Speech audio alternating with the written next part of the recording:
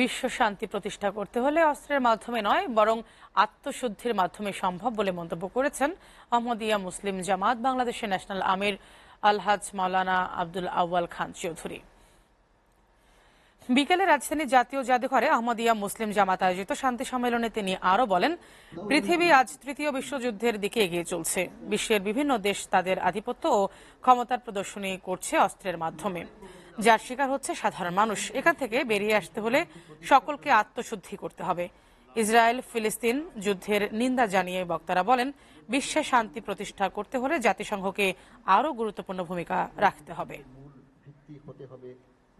Double স্ট্যান্ডার্ডকে ইসলামের পরিভাষায় মুনাফিকি বলা হয়, আর এটাই হচ্ছে বর্তমানে বিশ্ব অশান্তির কারণ।